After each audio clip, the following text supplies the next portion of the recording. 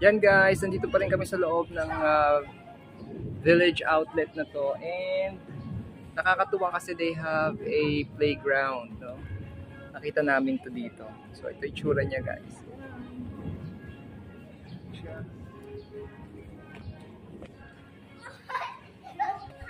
Meron siyang parang ano dito, tree na pwede kang maglakad-lakad. Yan. Yan. Ganyan siya dito guys.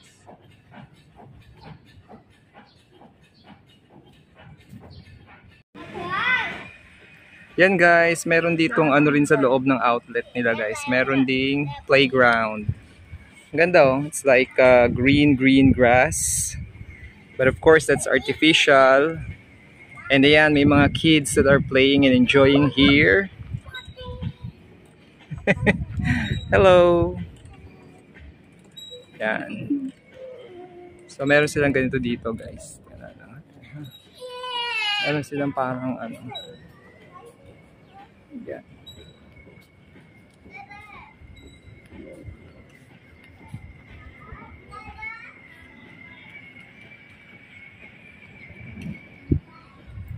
You can step. Dito umakyat, meron silang ano, it's like tree house here.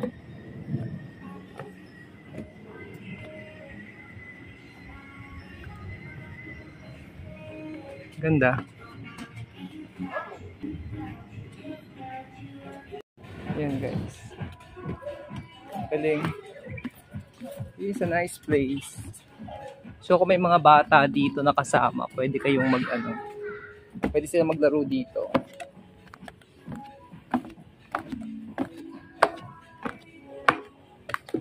Ganda. Tapos meron ditong parang go-kart area. Pwede silang mag ano, ayan oh. Go-kart dito. Yan. And then merong ano, mini lake uli na merong mga koi. Yan, may mga koi fish. So unique itong ano na to guys, itong outlet na to, no? Kasi talagang ano siya. Maraming mga amenities, no? Na mabubusog yung mata nyo. Not only for shopping. Kanina pinakita ko yung sa mga food, no? Na pwede nyong kainan. Ito naman may mini park siya dito sa loob. Central Village, no? Dito sa Central Village here in Bangkok in Thailand. So nakakatuwa lang. Ganyan siya guys. So, yan.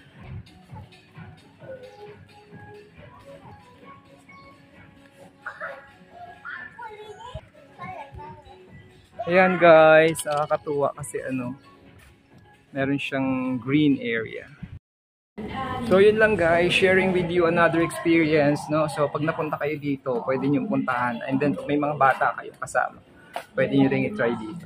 So yeah, okay naman siya guys. So again, short clip lang to, short video lang. Just an added information sa mga gustong pumunta dito sa Thailand.